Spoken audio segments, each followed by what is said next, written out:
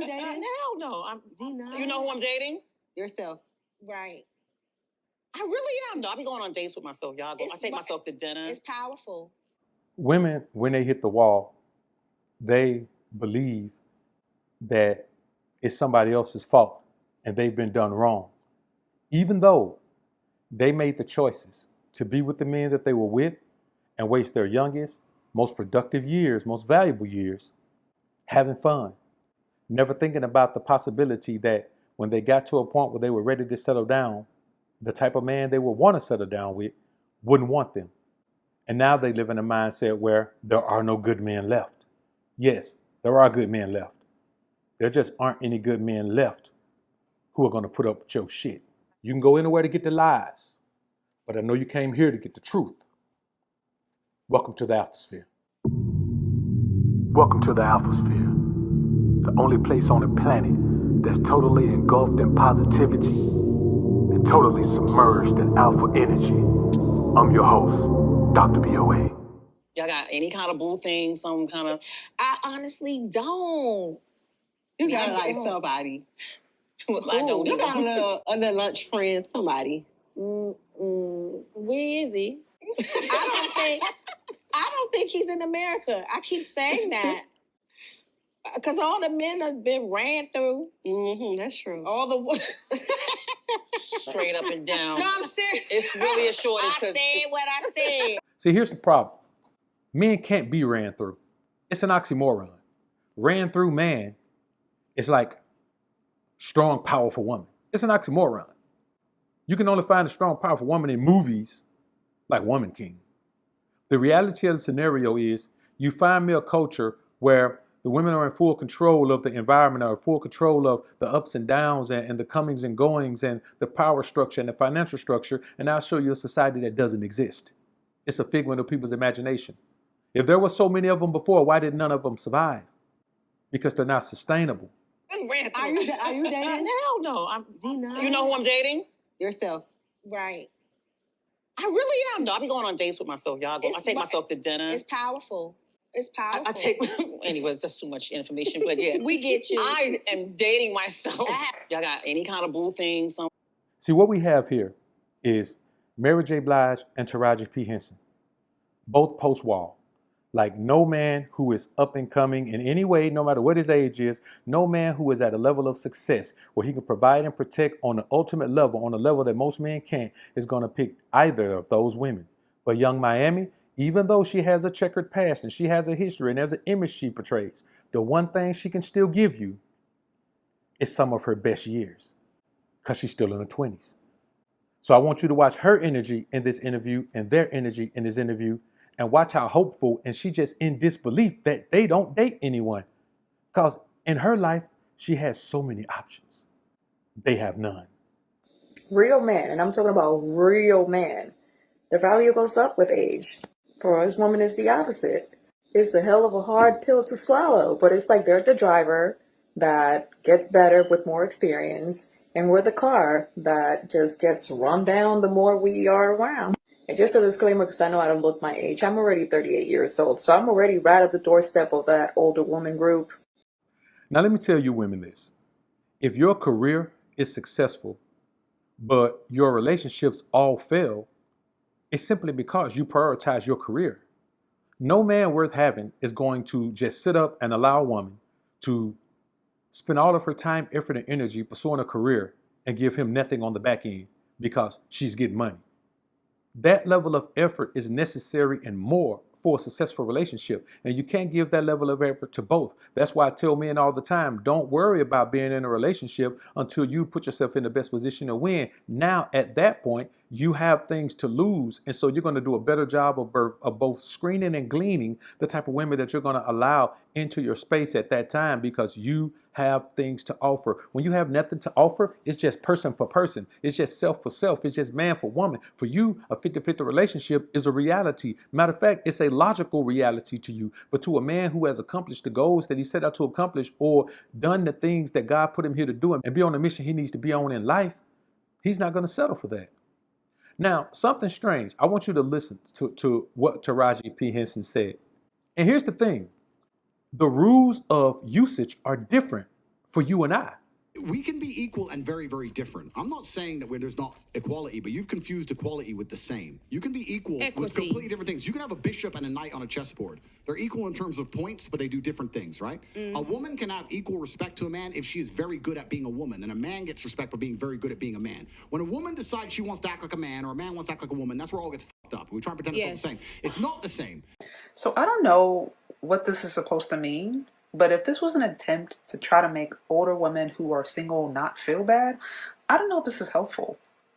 Because why don't we just start telling the truth to ladies? Why don't we just start telling the truth to younger girls and let them know, look, if you decide to, push marriage off or push off relationships, if you decide to not focus on, getting married or whatever and wait until your 40s and 50s to settle down, you're going to experience these hardships.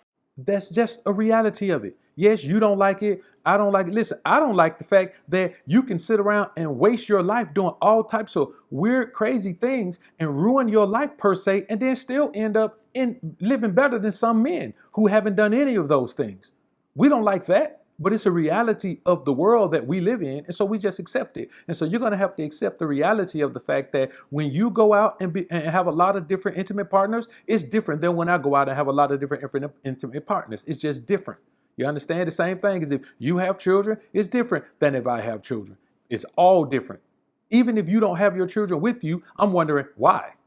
If I don't have my children with me, then you understand, okay, in the event of a separation, a lot of men the children end up going with the woman.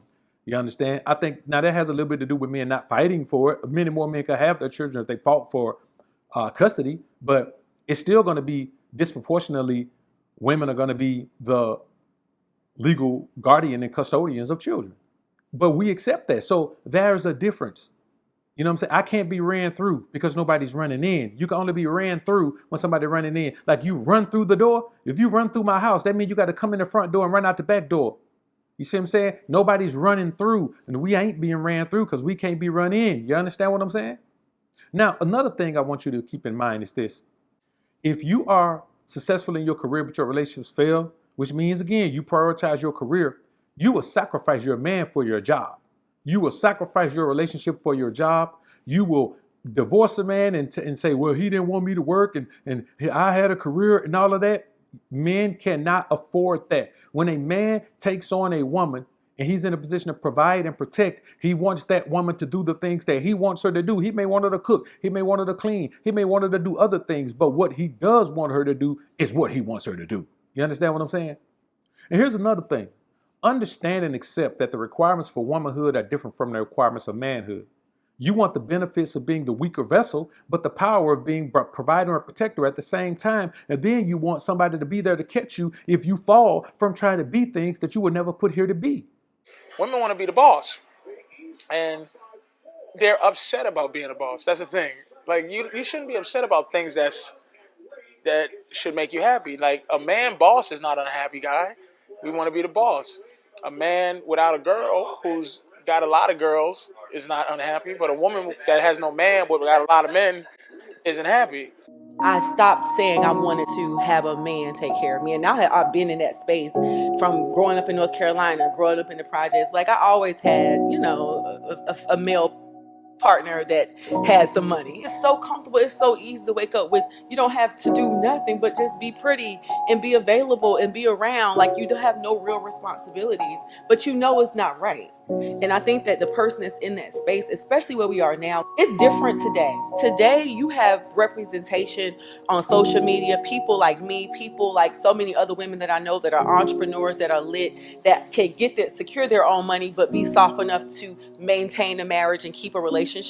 What you got to understand is alpha men, true men, real men, successful men don't value provision from you. The only man who wants to be provided for by a woman is a man who can provide for himself. There is no man. We understand the power of provision. Y'all understand the power of provision. The problem is we are not going to give up the power of provision so you can share in it. So if you want the power of provision, trust me, you're going to end up being with a man that you're not going to be happy with because he isn't playing the position he needs to play and you're not playing the position you need to play. And it's never going to work. You're never going to win a championship if your point guard is playing center and your center is playing point guard. You're never going to win that. You may be able to have one or the other. And it's the same principle. You're only valuable as a wife if you can get and keep a husband. No matter what you say, you can say, I'm a good woman, I'm a good wife. You may be good in your career, you may be good in society, you may be good as a family member, hell, you may be good as a mother. But the only way you can tell that you're good as a wife is if you got a husband and he says, my wife is phenomenal. If you ain't got a husband that says you're a phenomenal wife, you're not a phenomenal wife. You're not a good catch unless a man says, I got her and she's a good catch. I'm glad I got her. You're not a phenomenal woman when it comes to relationships unless you have a man who says, man, this woman is phenomenal.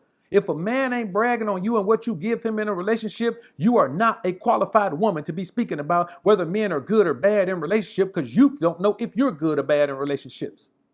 That's just the reality of it. See, you got to think about it. And I know some women may say, well, Dr. BOA, while you're talking, why are men single? Huh? Why are men single? You know what? Let me let young Homer answer that for me.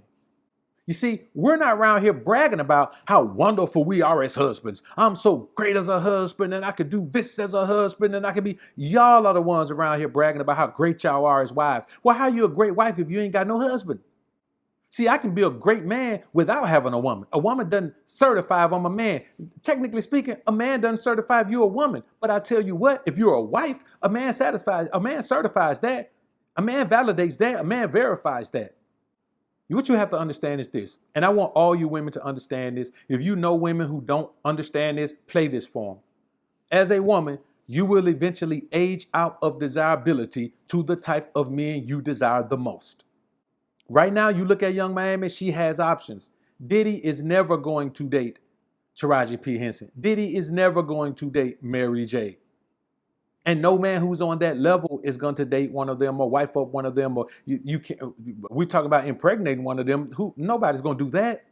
But eventually, Young Miami is going to be Mary J. and Taraji P. Henson. She's going to age out. All of these women are headed to the Vivica A. Fox Club. The Vivica A. Fox Club of I once was a fox and now I'm a possum. But I still think I'm a fox and I still want the respect for being a fox. The Lisa Ray Club. I was diamond. Now I'm a cubic zirconia. But I still want you to wear me and shine me and floss me like I'm a diamond. You women have to understand that successful, confident, righteous men have better options than successful women if quality over quantity is the objective. Another thing, and this is the last thing I'll say because I don't want to make this last all day. When you hear Taraji P. Henson say she doesn't believe the man she needs to be with is in America, men in other cultures are even worse when it comes to their requirements. Men of other cultures have similar low usage, youthful exuberance requirements of wifey. If you go over there, yes, you may find a man, but it's not going to last. It's not going to last because the thing is, you're Americanized. Americanized women have one, and only in this culture, in this society, in the West, do women feel like it's a bad thing to just be feminine, to just be a woman. They feel like it's a bad thing. Here's what y'all got to remember. You control intimate access. You, as a woman, you control intimate access. But me, as a man, I control access to provision and protection. That thing you value so much, that ring on your lockdown finger, I control that. And I only want to give that to a woman who still has some youthful exuberance and a woman who can give me something that she ain't gave nobody else. And I ain't talking about a damn headache either. But I don't know, man. Am I being too hard on these women, man? Am I exhibiting some type of toxic masculinity or something? I don't think so. But y'all let me know in the comments. Peace.